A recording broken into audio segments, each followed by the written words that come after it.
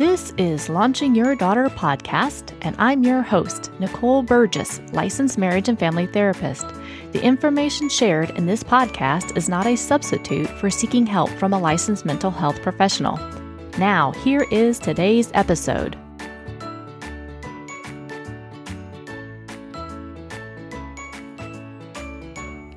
Episode 63. Well, welcome everybody. I'm really excited about the guest that I'm going to be speaking with today. And I just want to give you a little heads up. I sound a little different in this episode because I had a little head cold kind of or some more allergy stuff that was going on. So my voice sounds a little different. But I hope you like this episode with Janine Herskovich when we're talking about autism, how that impacts your daughter, and also how it impacts your family. So here's today's episode. Well, welcome everybody. My guest today is Janine Herskovich, and she is a licensed mental health counselor in the state of Florida and the owner of Puzzle Piece Counseling, LLC. She earned her bachelor's degree in special education from Rowan University in New Jersey back in '95 and has her master's of arts in mental health counseling from Webster University in 2010. She is also trained as an EMDR trauma specialist or therapist, and we'll talk just a little bit about that in the podcast. And she also is a topic expert contributor for goodtherapy.org. She has been married to her husband, Joe, since 1995, and together they have 2 teenage children. Janine also has a podcast called Autism Blueprint, which covers a variety of topics surrounding autism in the home. I am so excited to have you on today, Janine, so thank you so much for being here. Well, thanks for having me, Nicole. It's awesome to be here. Well, I would love if you can share just more about yourself and what got you into this work. And really kind of working with the autism within families and all of that. What got you into this? Sure. Well, therapy has always been, psychology has always been a field that I've been interested in. In my undergrad, I opted for special education. And then after I got married and was teaching for a few years and then had my own children, my son was diagnosed on the autism spectrum. And he's pretty severely affected. So that kind of rocked our world. So I didn't go back to teaching and instead stayed home with him, then had another child, and she had some health issues as well. Kind of was engulfed by motherhood at that time. And as a result, suffered my own anxiety and depression issues. Just didn't know how to take care of myself, didn't have healthy boundaries, all of that stuff that you learn, when you're a young adult. I wanted to say I was probably about 28, had both my kids, and then by the time I was 30, was just completely depressed. So I ended up in therapy myself. And as a result of going through the therapeutic process for several years, I realized, I want to do this, and there isn't enough help for families living with autism. So I wanted to provide that service. And so here I am. Sound like so many parents that I have worked with over the years too, when there has been a child with special needs or a diagnosis that is going on that there's no way they could have anticipated or known about during the pregnancy. And then it's like, oh my gosh, what do I do?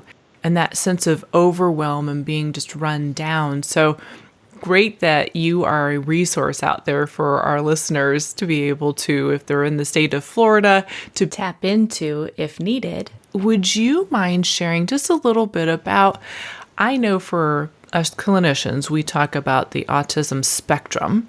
And would you mind sharing just a little bit about kind of, I know it's your son, but where in the spectrum he is and what some of the differences are for those that are listening who also have daughters? To get an idea of signs to look for or maybe where to go to get some support. Sure. So for my son, a lot of people think of autism as a spectrum, which I do as well. But when we picture a spectrum, I kind of picture it as being a linear spectrum where you've got one end is severe and one end is mild, and then you've got the in-between. But what I've found both with my son and with other people on the spectrum is that it's more of a spider web. Ah, beautiful. So if you picture that spectrum like a spider web where you've got some areas our socialization, another area of cognitive ability, another area of communication. It seems to envelop their whole selves. I mean, like we define autism as a developmental condition that's marked by social communication difficulties and usually inflexible patterns of behavior. But it's so much more than that. So many of these kiddos have health problems, have, gut dysbiosis, have irritable bowel syndrome, have all these other things that go along with it that actually cause some of the autistic behaviors and sometimes make them worse. So it's just this big web, this big spider web, and it's so overwhelming for parents when they hear that because okay, well, where do I start? Do I start with socialization? Do I start with the medical needs? Do I start with communication? And what I find so often is that parents jump right in and just try to do it all. Oh, that's overwhelming. Just as you say that, I'm like, oh my gosh, because I can imagine. Just as you described it, is much more like a spider web because there are so many aspects of the whole person that are impacted by this. That, if you're trying to do everything all at once, it's like, oh, goodness, no, you will be. Right, which is why I ended up in a fetal position on my couch because I was trying to do it all. And unfortunately, and I find this tends to still be the case, and I don't mean to put speech therapists, occupational therapists, and behavior therapists down by saying this, but I think that all of us therapists need to be aware of the pressure that we sometimes are putting on the parents, because I would be handed homework to do by a therapist and be told, okay, do it this way. And if you don't do it this way, they're not going to improve, and you need to do therapy 7 days a week, 40 hours a week. And, and you're told all of these things, and it's no wonder that we burn out and then the children don't have a chance to be children. Definitely. That is, yeah. But to answer your question about my son in particular and kind of looking at that spider web, he's 19 and a half, so he'll be 20 in October. And so we've been doing this a really long time, and we've seen different things kind of pop up at different times, and some things that have just been pervasive over his whole life. So, for example, socialization is something that he could never quite do. And it was really difficult for him to have friends. So we kind of resigned ourselves to the fact that most of his friends were adults, and some are therapists and teachers and caregivers that he has really strong relationships with, but that he doesn't have like play dates and things like that. Now, he has an artistic ability where he can paint and draw and things like that we're really working on right now. He can't actually have a conversation with you verbally. I mean, he can limited, as far as his wants and needs, but he can't really engage in a conversation like a typical kid. But he is learning how to type to communicate, so he can express his needs that way. So you see how it can be all over the map. And the problem becomes that we then judge a book by its cover. And we think, well, because this child can't communicate and doesn't have friends, they're probably also intellectually disabled. And that's not the case at all. When he began typing to communicate, and this is the case with a lot of the community here in North Florida that we belong to of typers, a lot of these kids are completely nonverbal.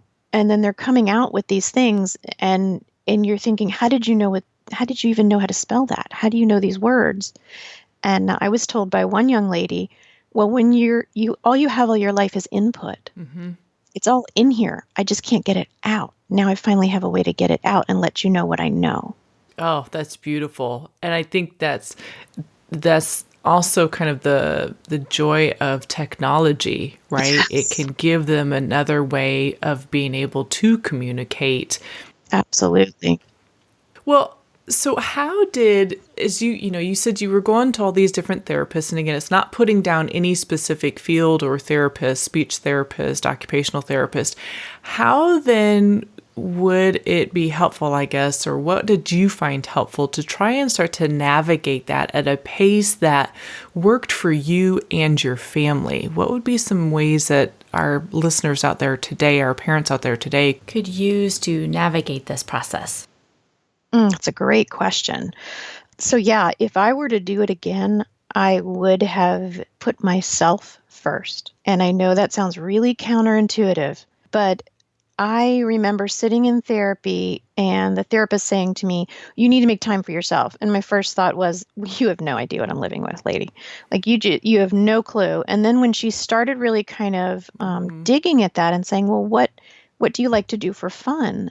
And I thought, I don't. I don't do things. There's no fun. There's no fun in my life. How can there be fun in my life? Number one, I've got this Yeah. tragedy of autism. And number two, it takes up all of my time. And I didn't realize that I actually have a choice in how to view the situation. And I'm not saying it's a picnic. I mean, by no means, but I can see it as a tragedy and I can feel Right. sorry for myself Hmm. and drag myself along through life. Or I can get the help that I need and strengthen myself and my own self-care and put myself first. And sometimes that might mean, making sure I've eaten that day. I'm not talking about like a spa day, although that's nice too. Yeah. But just being able to put your needs ahead of everyone else's, because then you can give out of a cup that's full. So that would be first and foremost. The other piece would be go with your gut. I have so many moms that come in and sit on the couch in my office and say, "I'm doing ABA, I'm doing speech, I'm doing OT, PT, maybe I'm teaching them how to type as well. I'm burnt out." And I think, well, yeah, no wonder you're burnt out. Your kids probably burn out too. So I like to say, depending on your child and your family life, you need to figure out what your new normal looks like. Does it look like one therapy at a time? Does it look like maybe two per week? Or maybe you cycle them. Maybe you do speech for a while and then you try something else. But what it comes down to is if you have a therapy that you're doing for your child and your child hates to go and you aren't quite sure it's helping, get rid of it. I love that. Yeah, get rid of it. I mean, I had a mom last week that was like, he hates to go. He screams every time. Well, he's trying to tell you it's not working. He's trying to tell you there is no connection with that therapist. So it really comes down more to the person that's trying to connect with your child than it does with the actual therapy that they're doing with your child. Well, I love both of those things. From your own experience, it is that counterintuitive self-care for parents, and that's huge because just parenting in general, you can burn out if you don't have self-care practices in place. And then two, parents for their daughters, for their sons, and that it's okay to be in tune with your kid, to know what's working for them because of that relationship they're having, and to like kind of mix it, start and stop some of these things. As you said, it's like, Yes. it's okay to do what's best for your family. There is no cookie cutter approach that you have to do this Right, just right. because it is said you have to do this. Or because something is heavily research based. There are several things that are heavily research based, and that's all well and good, and I'm for that. But if that's not working for your kid, find something else. Right. Right. Exactly. Love that. I wanted to go back, which I totally missed this earlier. Is there a difference between a boy or a girl regarding the diagnosis and other signs, or things shows up more in boys at a younger age than girls, or what are some of the things I guess parents could look for? Because I also know some of my listeners, they have young girls. They're not in the tween or the teen years yet. So there's things that they could pay attention to or look for. Yeah, absolutely. So generally, for children in general, between birth to 3, I would say, you might see either regressions in development. Maybe they don't meet developmental milestones, physical or otherwise. The big one that was missed in my son, because it was way back in, about 16 years ago, that they're paying more attention to now, is something called joint attention, where, a typical, say, 18-month-old might see a butterfly go by and will point to it and look at you as if to say, "Hey, did you see that?" Even though they don't have the language skills to say that yet, they'll point to it and look at you and look for your reaction. That's called joint attention. Or maybe bringing you a book to read and being, asking you to read it without even using words, that you know what they need. Generally, kids that are starting to show a delay won't do that or will have difficulty doing that. So that's just kind of some general things. The typical ones like lack of eye contact and hand flapping. We don't necessarily always see those things. So just be careful of myths. One of the websites that I love is the National Autism Association.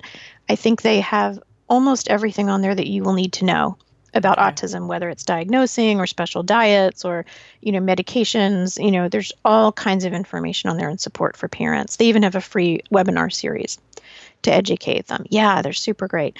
And then what we used to think is that autism was 4 times more common in boys than girls. So currently, the statistic is 1 out of every 68 children. And then the statistic was that there were even more out of boys. And so what's interesting is that the more research that we're doing, I just read an article in Scientific American that said that what they're finding is that that idea might actually be wrong. It was also thought that the girls had more of an intellectual disability, the ones that had autism. But what they're finding now is that that girls can kind of mask a lot of the symptoms that we just see in a boy, and then it's translated as something else, right? So anytime that someone diagnoses your child with autism, it's really about their opinion and their view and their understanding of autism at the time. So they're looking for a certain number or amount or severity of behaviors, and coping skills and things like that. That's really what they're going on. They also might give an IQ test, which I just have to say I'm completely against, because I don't know how you can adequately test a child's IQ when the child's main deficit is telling you what's in their head. Mm-hmm. So now we need it generally for the diagnosis. So if you're a parent and, I was handed my child's IQ, they told me it was a 58. That's devastating, because now not only does my child have autism, but they also have a cognitive deficit. But we're finding that that's not true. He's really, really, really intelligent. In fact, probably more intelligent than me or my husband, because we can't seem to stay one step ahead of him, in a lot of ways. He's gotten out of really combination locks and, gotten out of the house, and we've needed helicopters and dogs to find him. I mean, like, if this kid was cognitively impaired, like those, I don't think he'd be able to figure those things out as easily. But so what they're finding in girls is that girls might start to show symptoms like, maybe there's a lack of eye contact, or maybe they're slower to make friends, or maybe they'll make the friend but not be able to keep the friend. But what they tend to do is be better at observing their environment and then melding into it. Yeah. Whereas the boys are not as good at that skill. So girls are kind of faking it a lot of times. And the girls that I talk to that come into my office that are, preteens and teens that either have just been diagnosed because it happened later, that didn't really show up well enough until they really started to struggle later. They've been diagnosed with anorexia. They've been diagnosed with ADHD. They've been diagnosed with OCD. Because a lot of the symptoms for girls tend to mask themselves into those categories. And I'm glad you brought that up, because I know you and I were chatting before we started the podcast about what this is called as like the comorbidity, meaning there's 2 different things going on or 2 different diagnoses. So that could be, they get diagnosed with obsessive compulsive disorder, anxiety disorder, or there's something else that they are being presented with or something. And so it's like, oh, wait, as you dive more into this, going back to your spider web analogy, it's like it's all connected.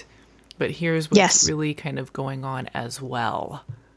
Yes, exactly. And some of it's just part of the web. I mean, I see anxiety as just part of the autism web. Well, that to me, that would make sense, that if, as your son, as you're saying, tons of information coming in, and for the girls that you've worked with or continue to work with, but if you're not able to get that out to the world, right, how could it not be anxiety provoking? Because there's that frustration that goes with it. It's like people are not understanding me, or I'm not understanding them, and I don't know how to say that to them or share that with them in a way that we both get it. Yes. Type of thing. Well, and the PTSD that I see in so many young people and even in kids, on the spectrum because they've got this the sensory defensiveness or sometimes the sensory needs that they have are so different from the general population.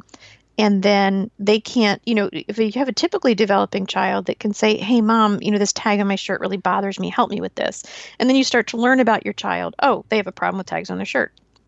My son. And that's what you mean by sensory Yes. disorders. Is like that. Yeah. It could be a tag on a shirt. It could be just a really hard time self-regulating. I have a lot of parents that say, oh, she's fine until I take her into the store and we spend more than 10 minutes in the grocery store and then she has a meltdown for no apparent reason. Mm-hmm. Well, a grocery store is filled with sounds and sights and people and noise and fluorescent lights and an echo and everything for a child with sensory issues kind of gets elevated and comes in all at once through all those channels at the same time, and they can't make sense of it. So then when we're asking them to behave in addition to that, they lose it. Yeah. Well, thank you for that clarification, because I know sometimes parents don't necessarily get, it's like our lingo of the sensory stuff is like, what? Yes, I know. So, I throw this around like everybody talks about sensory issues, Right. Yeah. And you were talking about PTSD, and for those who don't know, that is post-traumatic stress disorder. And again, we're trying to make them, I guess, kind of fit into what our society says is typical or normal versus the other way around, for us having a little more awareness of what we need to do to help them feel more comfortable and creating less traumatic experiences for them. Oh, yes. Being able to go, wow, tons of information is coming in all different levels of our senses. I love the way that you just described that. Yes, absolutely. We're wanting them to kind of fit in to our way of thinking. And, I had a therapist say to me one time, if your son needed to use a wheelchair, would you make him climb the stairs? Yeah. No, I wouldn't. Okay, well, then let's consider what he can do and then what he's really not able to do and scaffold those things that he needs help with until he can. And he may not ever be able to do some of those things, but he's gotten, I found with my own experience that he's gotten better and better at doing things like going to a grocery store. But, we have to limit the amount of time that we're there. And I have to make sure that we have a wheelchair in case he, can't hold it together. There's just certain things that from a physical standpoint, from that sensory standpoint, when you can control those things, it's easier for the child to control themselves. Yeah, absolutely. And I just love what comes up as you're saying this is there's beautiful tools, resources, helpful stuff all out throughout our world.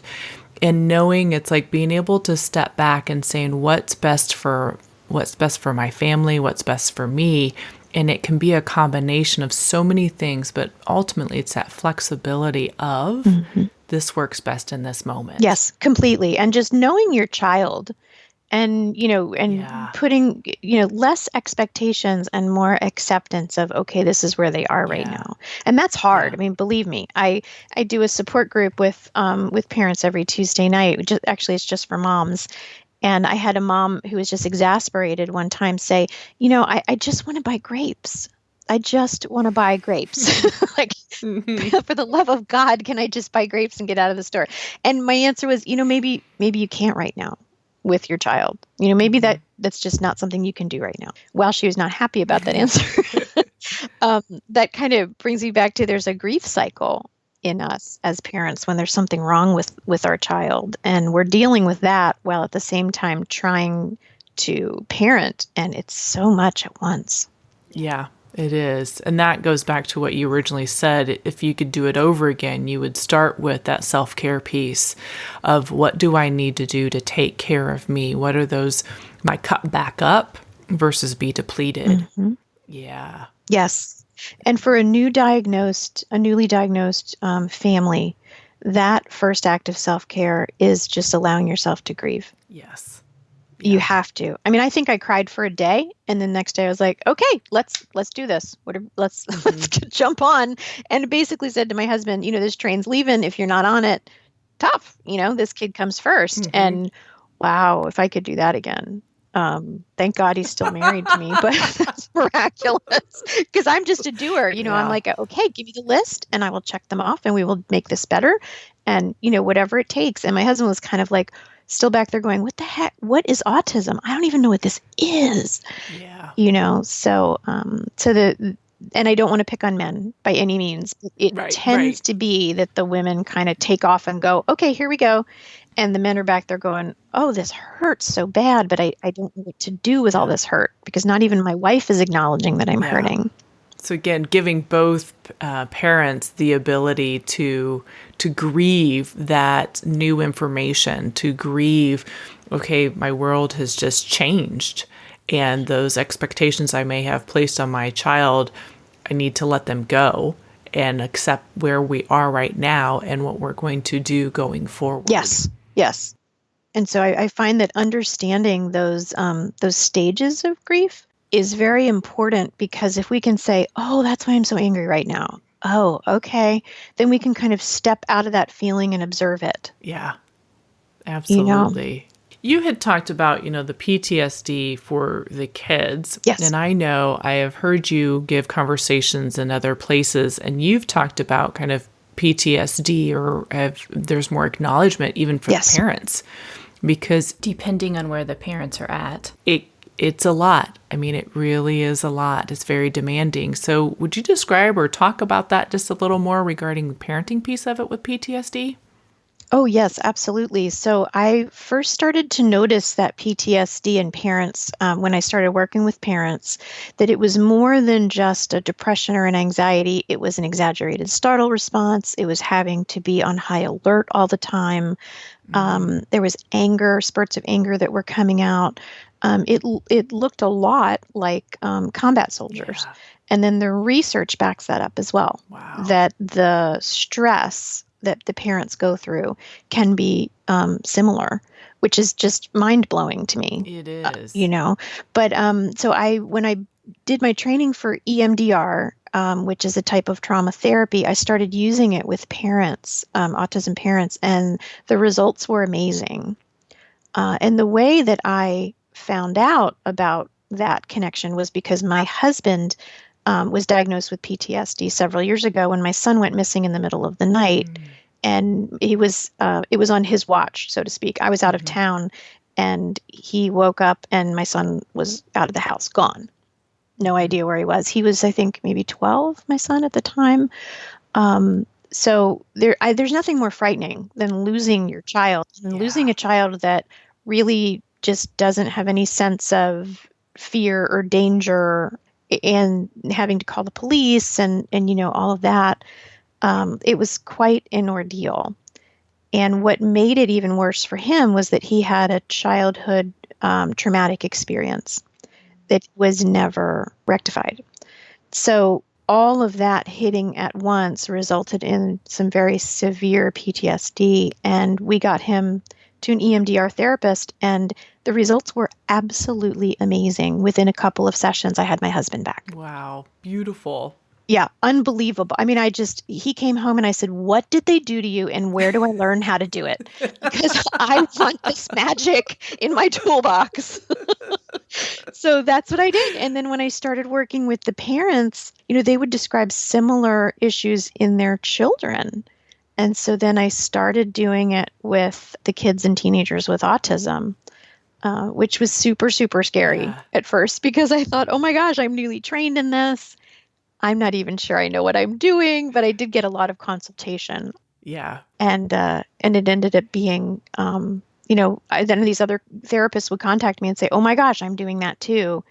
So it's very exciting. It's a really exciting time to be in this field. It is. It absolutely is. To be able to support the parents and their daughters in this whole process and give them resources, more success in being able to calm those symptoms down, right? That they can they can get back to that place of balance and move forward in that versus stay so stuck in the hypervigilance or the fear of being immobilized. So that's great. Yeah. Well, as we get closer to kind of wrapping up, I'm a little more curious about The National Autism Association. For parents to kind of go to. Are there any other resources for parents to look into as, because part of this Launching Your Daughter podcast is about preparing their daughters for the future as they move out of the house or things like that. Because I get this is going to be a concern for many of the parents and caregivers listening, like, I don't know what's going to happen with my daughter and her future and where she's going to go. So are there any other possible resources on what is available for their daughters or what to do after they are done with high school? Yes, absolutely. So I think some of the best female perspectives on autism come from Temple Grandin. Yes. Thinking in Pictures is just, one of the best books, I think, out there just on autism in general, but she gives a great female perspective.